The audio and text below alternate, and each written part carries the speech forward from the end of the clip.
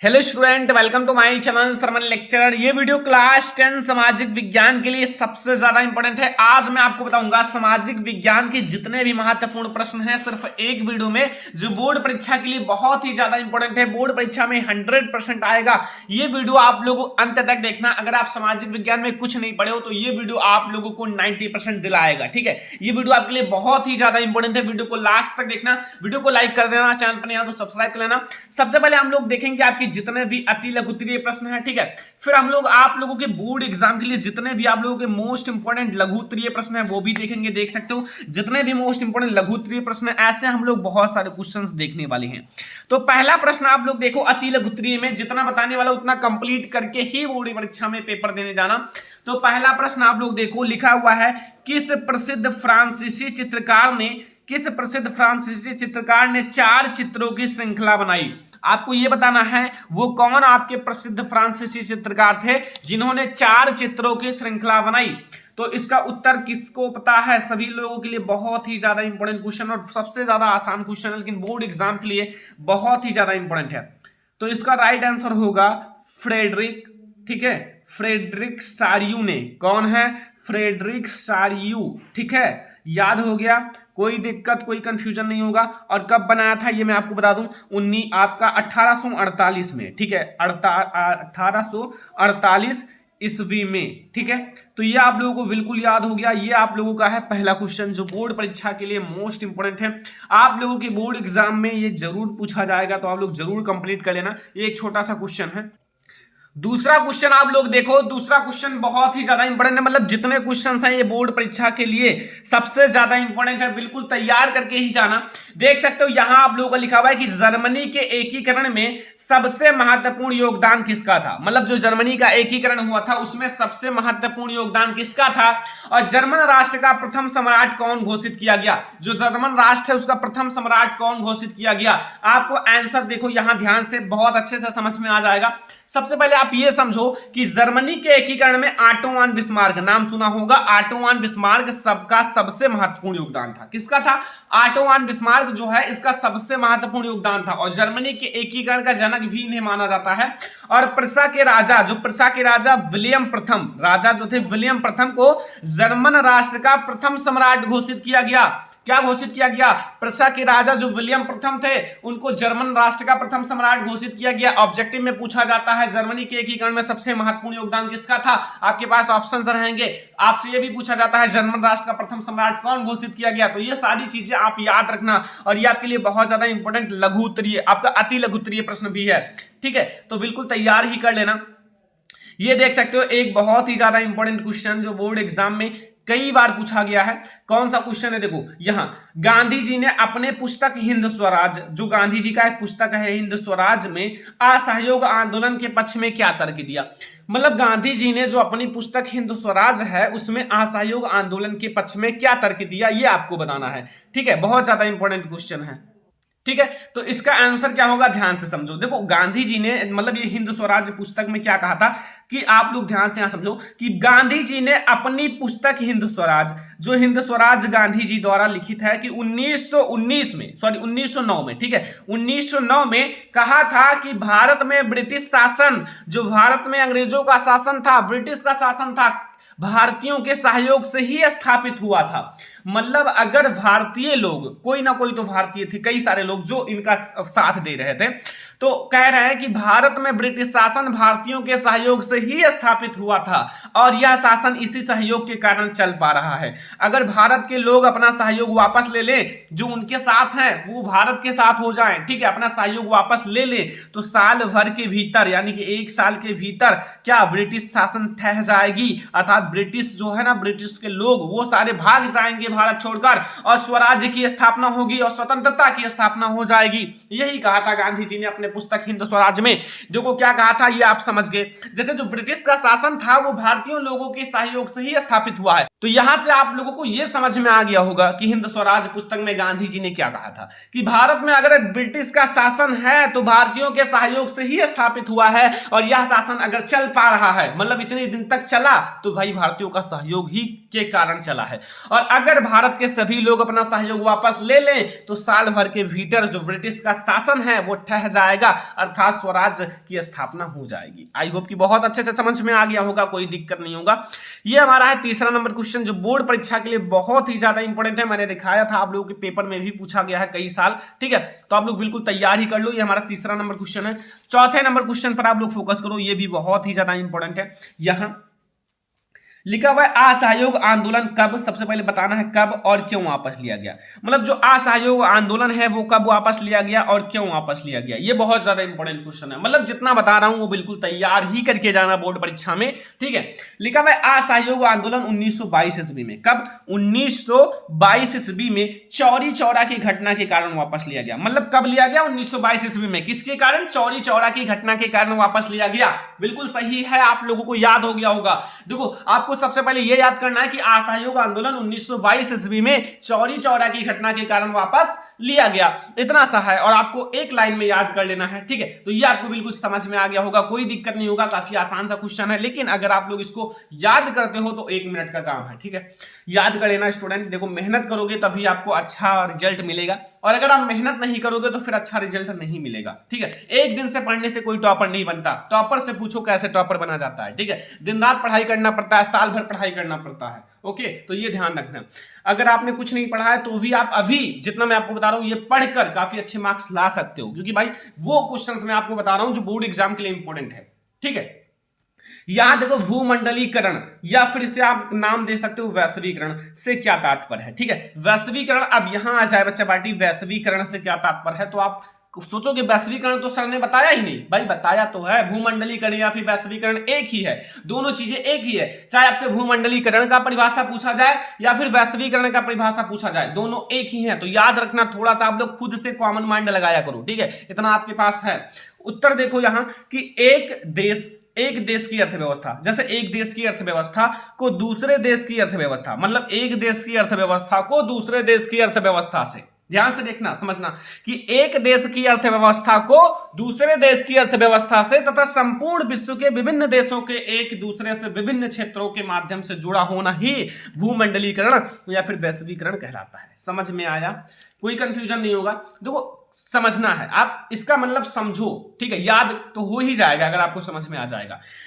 देखो कहना है एक देश की अर्थव्यवस्था को दूसरे देश की अर्थव्यवस्था, एक देश की अर्थव्यवस्था को दूसरे देश की अर्थव्यवस्था तथा संपूर्ण विश्व के विभिन्न देशों की अर्थव्यवस्था, तथा जो संपूर्ण देश हैं, संपूर्ण विश्व, जो संपूर्ण विश्व में विभिन्न देशों की अर्थव्यवस्था का एक दूसरे से विभिन्न क्षेत्रों के माध्यम से जुड़ा होना ही वैश्वीकरण या फिर भूमंडलीकरण कहलाता है।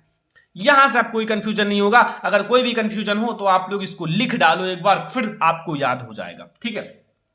तो यह आप लोगों का है क्वेश्चन नंबर 5, और वेरी इंपॉर्टेंट है, आपको बिल्कुल तैयार ही कर लेना है। कभी कभी वैश्वीकरण अकेले ही पूछ लेता है, तो आप लोग यही परिभाषा लिख देना, आपको फुल मार्क्स मिल जाएगा। तो ये आपको बिल्कुल समझ में आ गया होगा, कोई दिक्कत नहीं होगा, काफी आसान सा क्वेश्चन है, क्वेश्चन नंबर 5 है ये।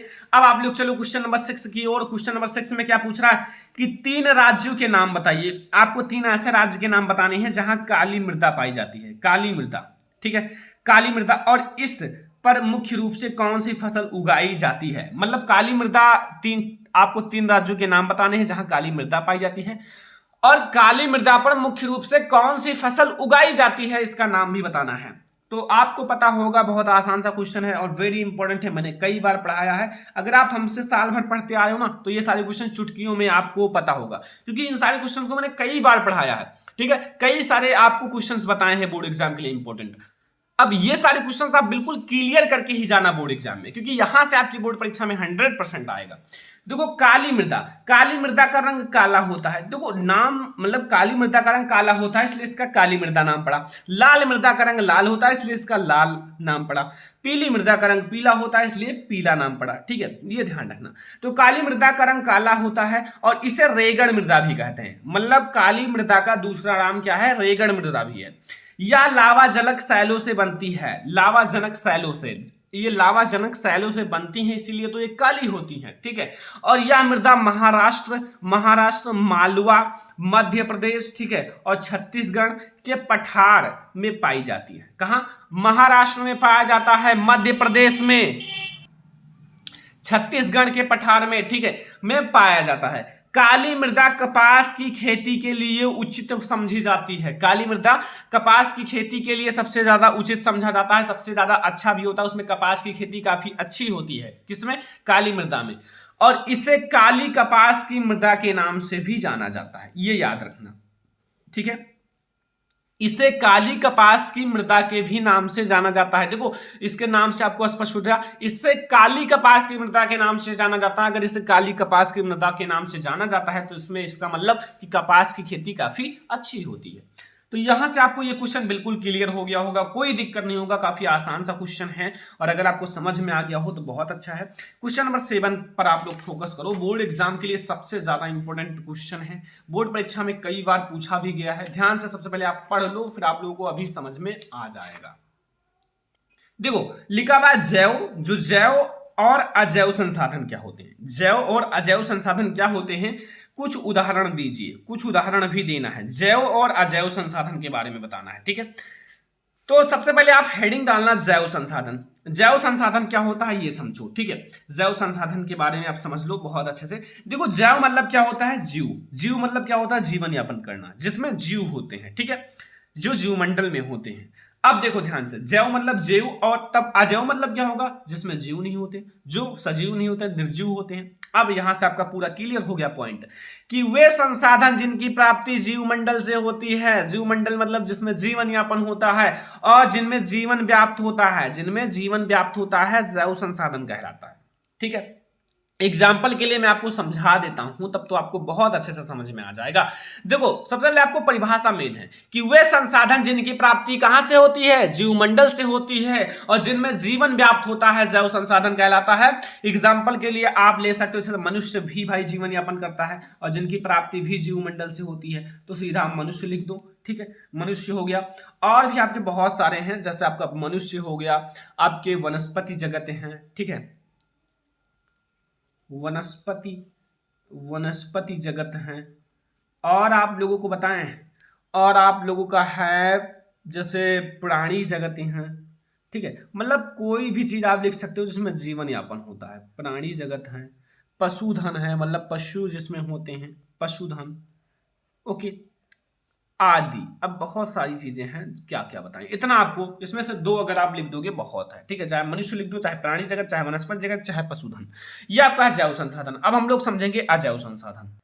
तो अब आप लोगों को समझा है अजैव संसाधन समझना है, ठीक है। अब अजैव संसाधन आपको वैसे भी समझ में आ गया होगा, मैंने आपको मेन चीज तो समझा ही दिया, ठीक है।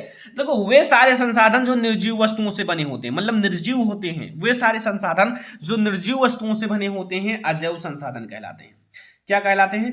अजैव संसाधन कहलाते हैं। एग्जाम्पल के लिए अगर आपसे बताया जाए, एग्जाम्पल इसका क्या होगा, तो आप लोग जैसे चट्टाने हैं, चट्टाने नाम तो सुना ही होगा,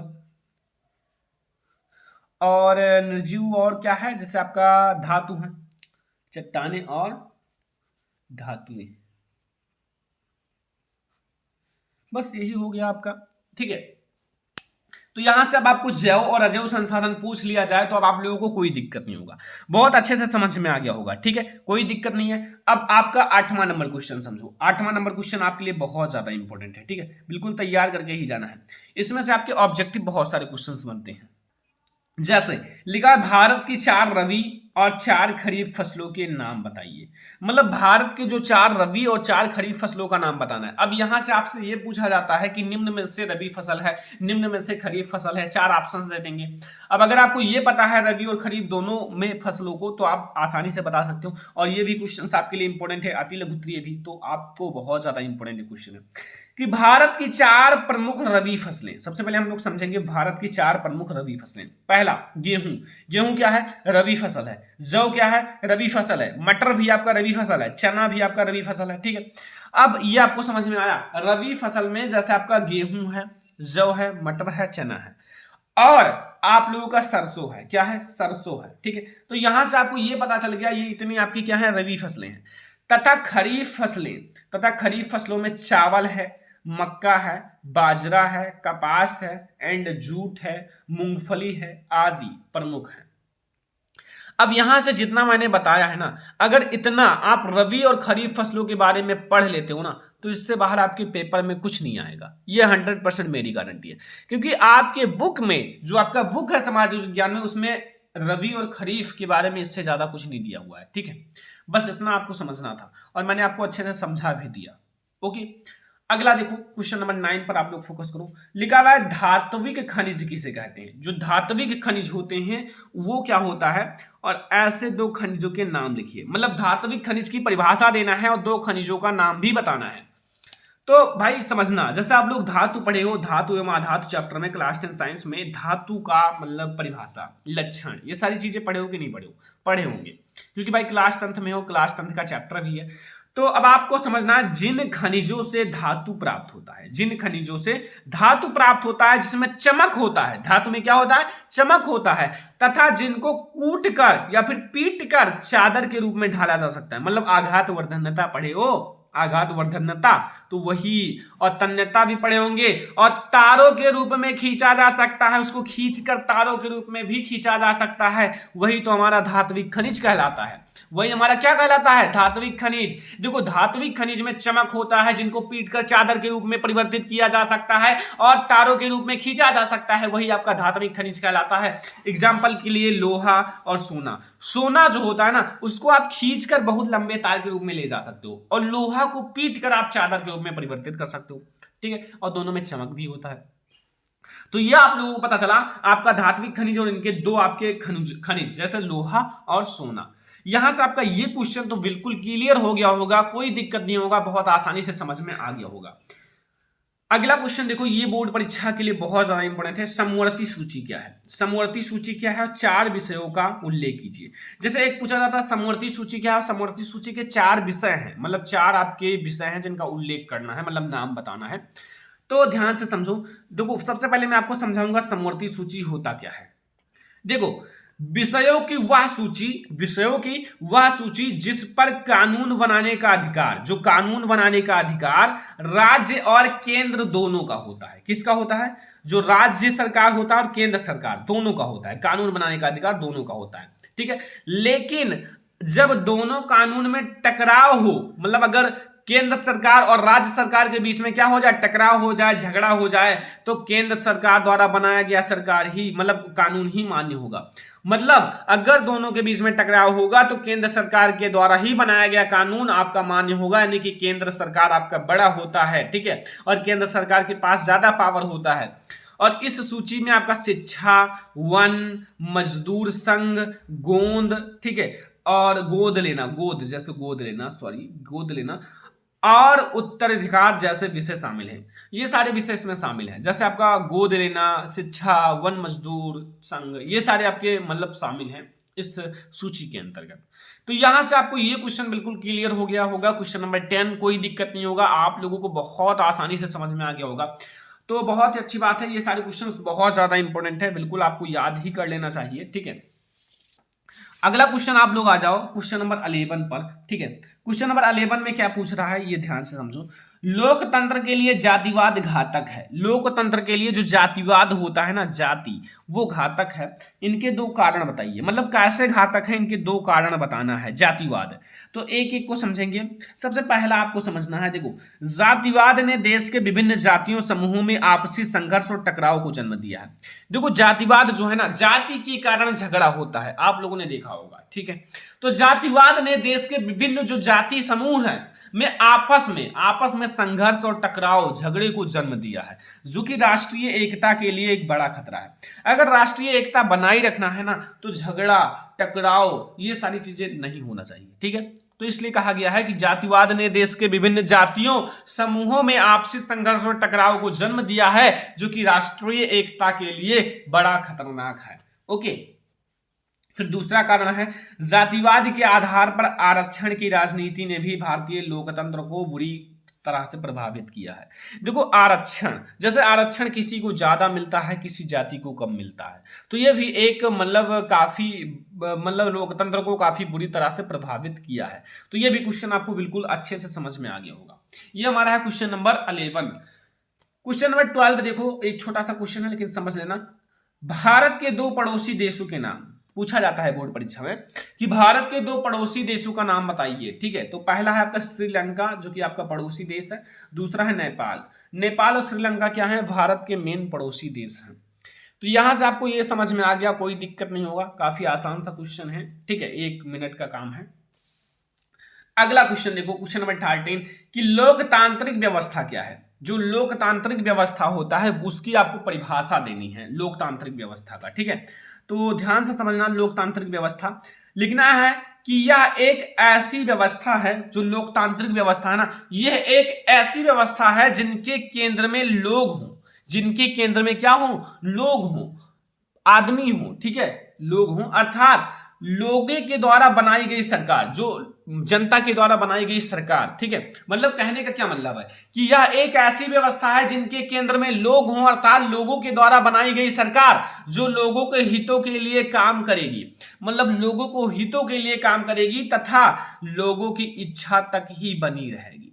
जब तक लोगों की इच्छा रहेगी तब तक ही बनी रहेगी। बस इतना सा आपको समझना है लोकतांत्रिक व्यवस्था के बारे में। लोकतांत्रिक व्यवस्था यही है। ठीक है, समझ में आया, कोई दिक्कत कोई कंफ्यूजन नहीं होगा क्योंकि काफी आसान सा क्वेश्चन है। आई होप कि समझ में आ गया होगा। क्वेश्चन नंबर 14 समझो कि अर्थव्यवस्था के तृतीयक क्षेत्र से आप क्या समझते हो। अर्थव्यवस्था के जो तृतीयक क्षेत्र है उससे आप क्या समझते हो, कोई दो उदाहरण दीजिए, कोई दो उदाहरण भी देना है। तो यहां उत्तर समझो कि इसके अंतर्गत जो क्रियाएं हैं किसी वस्तु का उत्पादन नहीं करती। देखो, एक होता है प्राथमिक क्षेत्र, एक होता है द्वितीयक क्षेत्र, एक होता है तृतीयक क्षेत्र।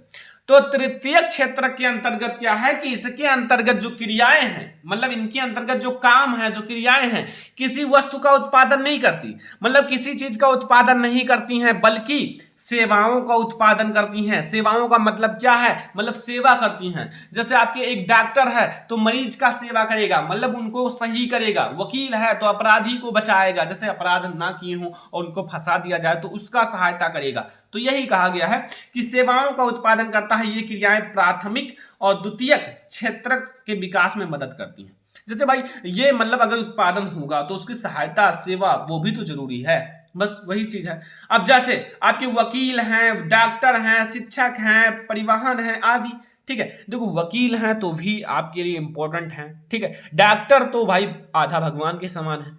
शिक्षक जो मतलब बच्चों के भविष्य को उज्जवल बनाते हैं, भाई पढ़ाते हैं, मेहनत करते हैं तो बच्चे आगे जाते हैं। ठीक है, और परिवहन जिसके द्वारा हम लोग क्या करते हैं, एक स्थान से दूसरे स्थान पर जाते हैं, तो भाई काफी सेवाओं का मदद कर रही है ना। तो यही हो गया।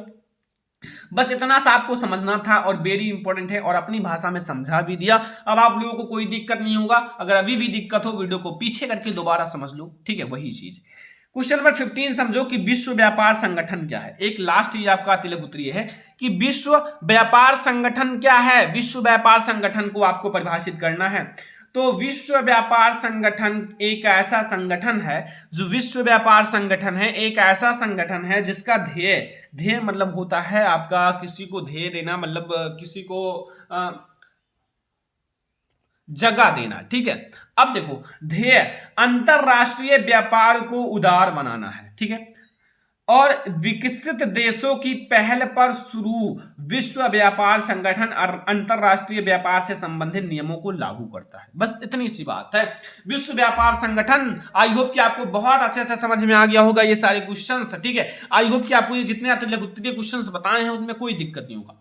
इतना आप बिल्कुल तैयार कर लेना। और भी अगर आपको याद है तो और अच्छी बात है, क्योंकि अभी आपके और भी इंपॉर्टेंट क्वेश्चन हैं तो आप उसको याद कर लेना। जो आपको लग रहा है कि इंपॉर्टेंट है, ठीक है, उसको याद कर लेना। अब हम लोग देखते हैं लघु उत्तरीय प्रश्न। ध्यान से समझना जितना बताऊंगा। देखो लघु उत्तरीय प्रश्न आप लोगों के लिए बहुत ज्यादा इंपॉर्टेंट है। जितना मैंने लिया है वो सारा बिल्कुल कंप्लीट करके जाना। देखो लिखा हुआ है जर्मनी की एक जर्मन एकीकरण की प्रक्रिया का संक्षेप में पता लगाइए। जो जर्मनी का एकीकरण हुआ था उनको आपको बताना है। तो जर्मनी का एकीकरण ध्यान से समझना, मैं आप लोगों को बहुत अच्छे से अपनी भाषा में समझाने वाला हूं। ठीक है, एक अच्छा सा आप लोगों का लैंग्वेज। देखो राष्ट्रवादी भावनाएं मध्यवर्गीय जर्मन के लोगों में काफी व्याप्त थी। जो मध्यवर्गीय लोग थे, ठीक है, जैसे एक होते हैं उच्च वर्ग के लोग, एक होते हैं मध्य वर्ग, एक निम्न वर्ग। ठीक है, जो ज्यादा अमीर होते हैं, जिनके पास ज्यादा पैसे थे पहले के हिसाब से, ये सारे वर्ग थे। तो मध्यम वर्ग जर्मन के लोगों में काफी ज्यादा व्याप्त थी। ठीक है, कोई दिक्कत नहीं है। उन्होंने 1848 में, कब की बात है ये, 1848 1848 में जर्मन महासंघ, जो जर्मन महासंघ के विभिन्न इलाकों को जोड़कर एक निर्वाचित संसद द्वारा शासित राष्ट्र राज्य बनाने का प्रयास किया। ओके, मगर इस पहल को राजशाही, जो राजशाही थे और फौज की ताकत ने मिलकर दबा दिया। मतलब इस चीज को जो मतलब कौन, राजशाही और फौज की ताकत ने मिलकर दबा दिया। और उनका पर्सा के बड़े भूस्वामियों, जो पर्सा के बड़े भूस्वामियों ने भी समर्थन किया। मतलब जो पर्सा के बड़े भूस्वामी थे, जिनके पास बहुत ज्यादा जमीन था, जायदाद था, उन्होंने भी इनका समर्थन किया, इनके साथ जुड़ गए।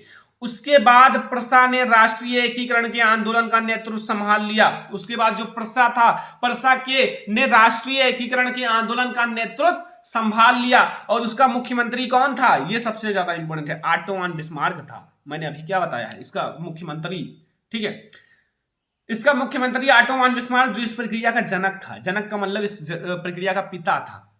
ठीक है, तो इतना समझ में आ गया। जिसने प्रसा की सेना, जिसने प्रसा, जो प्रसा है उसकी सेना और नौकरशाही की मदद ली। मतलब प्रसा की सेना और नौकरशाही की मदद ली। और 7 वर्ष के दौरान ऑस्ट्रिया, डेनमार्क और फ्रांस से तीनों युद्धों में प्रसा की जीत हुई। एक ऑस्ट्रिया से, डेनमार्क से और फ्रांस से, तीनों युद्धों में जो प्रसा की जीत हुई और एकीकरण की प्रक्रिया पूरी हुई, और जर्मनी की एकीकरण की प्रक्रिया पूरी हुई। और जनवरी 1871 में वारसाय में हुए एक समारोह में प्रसा के राजा विलियम प्रथम जर्मनी का सम्राट घोषित किया गया। प्रथम सम्राट, ठीक है, जो आपके विलियम प्रथम है, इनको जर्मनी का सम्राट घोषित किया गया। इस तरह 1871 में जर्मनी का एकीकरण हुआ। अब ये याद रखना कि कब हुआ था जर्मनी का एकीकरण, 1871 ईस्वी में। इतना आपको याद रखना है, ठीक है, क्योंकि ये कभी कभी आपकी बोर्ड परीक्षा में पूछा जाता है। ठीक है, तो ये आपको बिल्कुल तैयार हो गया ना जर्मनी का एकीकरण। अब आपसे कोई पूछे तो भाई आप बता सकते हो। देखो, आपसे क्वेश्चन कई प्रकार से, एक तो आपका छोटा सा क्वेश्चन अति लघुत्तरीय में पूछ लेता है कि जर्मनी का एकीकरण कब और कैसे हुआ, तो आप बता देना कब और कैसे हुआ, छोटा सा। तो ये आपको समझ में आ गया जर्मनी का एकीकरण। तो अब हम लोग देखते हैं अगला क्वेश्चन। क्वेश्चन नंबर 2 समझो, दूसरा आपका लघुत्तरीय, कि नमक यात्रा उपनिवेशवाद के खिलाफ प्रतिरोध का एक असरदार प्रतीक थी, स्पष्ट कीजिए। जो नमक यात्रा है उपनिवेश के खिलाफ प्रतिरोध का एक असरदार प्रतीक थी, स्पष्ट कीजिए। तो ये भी बहुत ज्यादा इंपॉर्टेंट है, तो ध्यान से समझना कि आपका 31 जनवरी 1930 को गांधी जी ने वारसाय इरविन को एक खत लिखा। मतलब एक खत लिखा। इस खत में इन्होंने 11 मांगों का उल्लेख किया। मतलब 11 मांगों का उल्लेख किया, ठीक है। इनमें से कुछ मांगे तो सामान्य थी, छोटी मोटी मांगे थी, जो हो जाता, और जबकि कुछ मांगे उद्योगपतियों से लेकर किसानों तक विभिन्न आपका तबकों तक जुड़ी हुई थी। मतलब किसान और उद्योगपति सभी से एक दूसरे से कनेक्ट थी, जुड़ी हुई थी, ठीक है। गांधी जी ने इन मांगों के माध्यम से समाज के सभी वर्गों को अपने साथ जोड़ना चाहते थे। इन मांगों की मतलब सहायता से जो समाज के विभिन्न वर्ग हैं, सभी वर्गों को अपने साथ जोड़ना चाहते थे। मतलब जब जोड़ लेंगे तो भाई काफी ज्यादा उनका पावर हो जाएगा, तो इसीलिए जोड़ना चाहते थे ताकि सभी उनके अभियान में शामिल हो सके, उनके जो अभियान है उनमें शामिल हो सकें। और इनमें से सर्वाधिक जो आपका प्रमुख मांग नमक कर को समाप्त करने के बारे में था। मतलब नमक पर जो कर लगा हुआ था उसको समाप्त किया जाए, क्योंकि भाई अगर आपको भोजन लेना है, भोजन खाना है, तो नमक की आवश्यकता पड़ेगी। और नमक बहुत ज्यादा महंगा हो गया था, बहुत ज्यादा, ठीक है। तो इसीलिए खत लिखा कि जो नमक पर कर लगाया गया है उसको हटाया जाए, समाप्त किया जाए। और सफलतापूर्वक नमक यात्रा निकालकर गांधी जी ने औपनिवेशिक, ठीक है, औपनिवेशिक ब्रिटिश सरकार को अपनी सत्याग्रह के तरीके से उत्तर दिया। और नमक यात्रा वास्तव में उपनिवेशवाद के विरुद्ध प्रतिरोध का एक सबसे बड़ा प्रतीक थी, ठीक है। तो ये आपको समझ में आ गया बच्चा पार्टी। काफी आसान है, नोट कर लो। अगर आपको नहीं याद हो रहा तो नोट करके आप खुद से एक बार पढ़ लेना, और या फिर इसको वीडियो को पीछे करके दोबारा पढ़ लो। ये काफी ज्यादा इंपॉर्टेंट क्वेश्चन है, तो इसलिए मैंने आपको बताया कि यार इन सारे क्वेश्चंस को कंप्लीट ही करके जाना बोर्ड परीक्षा में। तो यहां से आपको ये क्वेश्चन नंबर 2 बिल्कुल समझ में आ गया होगा। अगला क्वेश्चन अब आप लोग समझो, ये बोर्ड परीक्षा के लिए बहुत ज्यादा इंपॉर्टेंट है। क्वेश्चन नंबर 3 आपका लघुत्तरीय प्रश्न है कि आप लोगों का नवीकरणीय और अनवीकरणीय संसाधनों के बीच अंतर स्पष्ट करना है। जो आप लोगों का नवीकरणीय संसाधन है और अनवीकरणीय संसाधन के बीच अंतर स्पष्ट कीजिए। बहुत ज्यादा इंपॉर्टेंट क्वेश्चन है बोर्ड परीक्षा के लिए, आप लोग बिल्कुल तैयार कर लेना लघुत्तरीय प्रश्न के लिए, ठीक है। तो चलो अब हम लोग देखते हैं। सबसे पहले हम लोग समझेंगे नवीकरणीय संसाधन। देखो नवीकरणीय में क्या है कि वे संसाधन, ठीक है, वे संसाधन जिन्हें भौतिक, रासायनिक या यांत्रिक प्रक्रियाओं द्वारा नवीकृत या पुनः उत्पन्न किया जा सकता है। देखो ये वे संसाधन होते हैं जिनके भौतिक या रासायनिक या फिर यांत्रिक प्रक्रियाओं के द्वारा पुनः नवीकृत या फिर उत्पन्न या फिर पुनः उत्पन्न किया जा सकता है, नवीकरणीय संसाधन कहा जाता है। क्या कहा जाता है? नवीकरणीय संसाधन कहा जाता है। नवीकरणीय संसाधन का मतलब होता है पुनः उत्पन्न होना, ठीक है, या फिर नवीकृत यानी कि नई, नवी मतलब नई, कृत मतलब बनना, नया बनना, पुनः उत्पन्न होना, बस इतना सा बात है। ये आपको बिल्कुल समझ में आ गया होगा। ओके, अब आपको मैं समझाता हूं इसका एग्जाम्पल। जैसे उदाहरण के लिए आपका है सौर ऊर्जा, ठीक है, सौर ऊर्जा है, और आप लोगों का है पवन ऊर्जा, पवन ऊर्जा, जल है, वन है, ये सारे आपके नवीकरणीय आदि नवीकरणीय संसाधन है। इन्हें आप पुनः उत्पन्न कर सकते हो काफी कम समय में, ठीक है। तो ये आप लोगों का है बच्चा पार्टी नवीकरणीय संसाधन, जो कि बिल्कुल समझ में आ गया होगा। अब हम लोग समझेंगे अनवीकरणीय संसाधन। अनवीकरणीय संसाधन में समझो कि इन संसाधनों का विकास, जो इन संसाधनों का अगर विकास करना है, उत्पन्न करना है, तो भूवैज्ञानिक अंतराल यानी कि एक लंबे भूवैज्ञानिक अंतराल में होता है। मतलब काफी लंबा समय लगता है, हजारों वर्ष और 100 भी वर्ष लग जाते हैं, मतलब ऐसे काफी समय लगता है। तो इन संसाधनों के विकास में एक लंबे भूवैज्ञानिक अंतराल में होता है, और खनिज और जीवाश्म इस ईंधन का मतलब इस प्रकार के संसाधनों के उदाहरण है। खनिज और ईंधन इसके उदाहरण है, और इसको बनने में लाखों वर्ष लग जाते हैं बच्चा पार्टी, लाखों वर्ष। सोच सकते हो अगर आप एक पेड़ का पौधा लगा दो तो वो काफी जल्दी हो जाता है ना, तो इसीलिए तो मैंने क्या कहा है, वन मतलब आपका नवीकरणीय है। और भाई जब लाखों वर्ष लग जाते हैं तो इसलिए इसमें लंबा समय लगता है, इसलिए हम इसे अनवीकरणीय में लिख दिए हैं, ठीक है। तो यहां से आपको ये समझ में आ गया, ये आपका इसी में उदाहरण भी हो गया जीवाश्म और ईंधन। और इसका एग्जाम्पल आप पेट्रोल डीजल भी लिख सकते हो। पेट्रोल डीजल भी काफी लंबे समय के बाद ही मतलब वो बनता है, ठीक है, तो ये भी आप लिख सकते हो, ठीक है। समझ में आया? अगला क्वेश्चन देखो ध्यान से, ये क्वेश्चन आप लोग ध्यान से समझना लघुत्तरीय का, कि खनिज संरक्षण की आवश्यकता पर एक संक्षिप्त टिप्पणी लिखिए। जो खनिज संरक्षण है उसकी आवश्यकता पर एक आपको टिप्पणी लिखना है, ठीक है। तो वर्तमान औद्योगिक युग में विभिन्न प्रकार के खनिजों का भारी प्रयोग किया जाने लगा है। मतलब जो विभिन्न प्रकार के खनिज हैं उनका भारी प्रयोग किया जाने लगा है, मतलब काफी ज्यादा मात्रा में उनका प्रयोग किया जा रहा है। और खनिज निर्माण की आप लोगों का भूगर्भिक प्रक्रिया इतनी धीमी है, मतलब काफी धीमी है, इनको बनाने के लिए काफी ज्यादा धीमी है, कि उनके वर्तमान उपभोग की दर की तुलना में उनके पुनर्भरण की दर अपरिमित रूप से थोड़ी है। मतलब बनने की प्रक्रिया कम है और खर्च होने की प्रक्रिया ज्यादा है। इसलिए जो खनिज संसाधन सीमित तथा अनवीकरणीय योग्य है, सीमित तथा अनवीकरणीय योग्य है, जिनको बनने में काफी समय लगता है।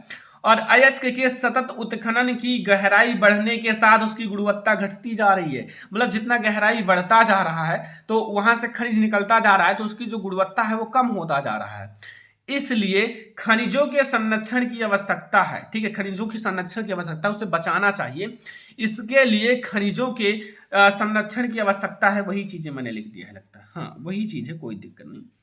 इसके लिए खनिजों का सुनियोजन एवं सतत पोषणीय ढंग से प्रयोग करना चाहिए, मतलब सही से प्रयोग करना चाहिए, ज्यादा उसको आलतू फालतू नहीं फेंकना चाहिए, ठीक है। खनिज संरक्षण की विधि, फर्स्ट, खनन तथा संसाधन की प्रक्रियाओं में होने वाली बर्बादी को कम से कम करने की प्रयत्न किया जाना चाहिए। जो खनन एवं संसाधन तथा संसाधन की प्रक्रिया में होने वाली बर्बादी को कम करना चाहिए। और दूसरा, खनिजों को बचाने के लिए उनके स्थान पर अन्य वस्तुओं का उपभोग के बारे में सोचना चाहिए। मतलब उनके स्थान पर कोई और चीज बनाना चाहिए कि खनिज के स्थान पर उसका प्रयोग किया जा सके, ठीक है। तो आपका मतलब जो आपका खनिज के स्थान पर उसका प्रयोग करोगे तो आपका खनिज बच जाएगा। तो ये आप लोगों का एक मोस्ट इंपोर्टेंट आपका लघु उत्तरीय प्रश्न है, जो कि बिल्कुल कंप्लीट ही कर लेना है। आई होप कि आपको बिल्कुल समझ में आ गया होगा। तो चलो अब हम लोग अगला क्वेश्चन देखते हैं। क्वेश्चन नंबर 5 लिखा हुआ है, सड़क परिवहन के 3 गुण बताइए। जो सड़क परिवहन है इनके 3 गुण बताना है, ठीक है। तो ये तो बहुत सिंपल सा चीज है, सभी को पता होगा, छोटे छोटे बच्चों को भी पता होगा। देखो भारत विश्व के सर्वाधिक सड़क जाल वाले देश में से एक है, और सड़क परिवहन के 3 गुण निम्नलिखित हैं। 3 गुण निम्नलिखित हैं, जैसा कि पहला, सड़क परिवहन अन्य परिवहन साधनों की उपभोग मतलब उपयोग में एक कड़ी के रूप में कार्य भी करता है, मतलब एक कड़ी के रूप में कार्य करता है। जैसे सड़क है, रेलवे हैं, रेलवे स्टेशन है, वायु है और समुद्री पत्तन को जोड़ती हैं। ये मतलब सड़क जो होती है ये इन सबको जोड़ती है, ठीक है, अन्य सड़कों का मतलब उनको जोड़ती हैं। अगला देखो दूसरा नंबर पॉइंट समझो कि सड़कों की निर्माण लागत कम है, मतलब सड़कों को अगर बनाना है तो उनकी मतलब कम लागत में बन जाता है, तथा यह ऊबड़ खाबड़ भू भागों पर भी बनाई जा सकती है, तथा जो सड़क है उनको ऊबड़ खाबड़ भू भागों पर भी बनाई जा सकती है, ठीक है। तो इसीलिए इनका लागत भी कम है, बनने में भी कम पैसे लगते हैं। तीसरा पॉइंट है यह घर घर सेवाएं उपलब्ध कराता है। कौन? सड़क। सड़क घर घर सेवाएं उपलब्ध कराता है तथा सामान चढ़ाने व उतारने में भी लागत अपेक्षाकृत कम है। मतलब अगर आपको हेलीकॉप्टर से सामान को ले जाना है फिर उतारना है तो उसका भाई पैसा ज़्यादा लगेगा, लेकिन अगर आपको मतलब एक टैक्सी से ले जाओगे फिर उतार दोगे तो उसका पैसा कम लगेगा, काफ़ी कम। तो इसलिए कहा जाता है यह घर घर सेवाएं उपलब्ध करवाता है तथा सामान चढ़ाने व उतारने की लागत अपेक्षाकृत कम है। तो ये 3 गुण याद कर लेना। वैसे आप और भी जानते हो लिख देना, अपनी तरफ से कुछ भी जानते हो लिख दो भाई सड़क परिवहन के बारे में। कोई जरूरी नहीं कि आप यही लिखो, और भी लिख सकते हो, लेकिन ये सारे मेन हैं इसलिए मैंने आपको बताया। अगला देखो 6वां नंबर क्वेश्चन कि खुली बेरोजगारी या प्रच्छन्न बेरोजगारी के बीच अंतर स्पष्ट कीजिए, के बीच विभेद क्या है। तो सबसे पहले आप खुली बेरोजगारी, प्रच्छन्न बेरोजगारी को आप गुप्त बेरोजगारी भी कह सकते हो। गुप्त बेरोजगारी मतलब छुपी बेरोजगारी। सबसे पहले खुली बेरोजगारी वह परिस्थिति जिसमें किसी देश में श्रम शक्ति तो अधिक है, मतलब श्रम शक्ति अधिक है, ठीक है, काम करने वाले, किंतु औद्योगिक ढांचा छोटा है। जो औद्योगिक ढांचा है वो छोटा है और वह सारा श्रम को मतलब श्रम शक्ति को नहीं खपा पाता, मतलब नहीं खपा पाता, अर्थात श्रम शक्ति काम करना मतलब श्रमिक काम तो करना चाहते हैं किंतु उसे काम नहीं मिलता, ठीक है। ये खुली बेरोजगारी है, मतलब खुला बेरोजगारी है। सब बेरोजगार हैं, मतलब बेरोजगार दोनों है, चाहे आपका खुली बेरोजगारी हो चाहे प्रच्छन्न बेरोजगारी हो, लेकिन इसमें क्या है कि मतलब काम तो करना चाहते हैं, उनके पास ताकत है लेकिन फिर भी काम नहीं मिलता। यह बेरोजगारी भारत के अधिक औद्योगिक क्षेत्रों में पाई जाती है। अगला है प्रच्छन्न या गुप्त बेरोजगारी, वह परिस्थिति जिसमें व्यक्ति काम करने में लगे दिखाई देते हैं, मतलब दिखाई तो देते हैं काम करने में, किंतु वास्तव में वो बेरोजगार होते हैं, वास्तव में बेरोजगार होते हैं। जैसे भूमि के किसी टुकड़े पर 8 लोग काम कर रहे हों किंतु काम केवल 5 लोगों का है, ऐसे में 3 अतिरिक्त व्यक्ति जो काम करने में लगे हैं वे छुपे बेरोजगार हैं, मतलब बेरोजगार हैं लेकिन वो छुपे बेरोजगार हैं, ठीक है, क्योंकि उनके काम से उत्पादन पर कोई प्रभाव नहीं पड़ता, मतलब उनके काम से उत्पादन पर कोई प्रभाव नहीं पड़ता। अगर 5 ही लोग वो काम करते तो भी उतना ही उत्पादन होता और वही काम अगर 8 लोग कर रहे हैं तो भी वही उतना ही उत्पादन होगा। तो ये हमारे लघु उत्तरीय प्रश्न है। तो अब आप लोगों को ये वीडियो पसंद जरूर आया होगा क्योंकि मैंने आप लोगों को बहुत सारे क्वेश्चंस पढ़ा दिया। ऐसे में आप लोगों को दीर्घोत्तरीय प्रश्न का भी कोशिश करूंगा लाने का। वैसे मैंने ऑलरेडी दीर्घोत्तरीय प्रश्न पढ़ाया है, इसलिए मैंने सोचा कि अति लघुत्तरीय और लघुत्तरीय प्रश्न का वीडियो प्रोवाइड कर दूं। तो ये वीडियो अगर आपको पसंद आया हो वीडियो को लाइक करना, शेयर करना अपने फ्रेंड्स के साथ, चैनल पर नहीं हो तो सब्सक्राइब भी कर देना, ठीक है, क्योंकि मैं आप लोगों के लिए और भी क्वेश्चंस लाऊंगा, कोशिश करूंगा। तो इस वीडियो को शेयर कर देना, चैनल पर नहीं हो तो सब्सक्राइब कर लेना। हम लोग मिलेंगे नेक्स्ट सामाजिक विज्ञान के इंपॉर्टेंट वीडियो के साथ, तब तक के लिए धन्यवाद।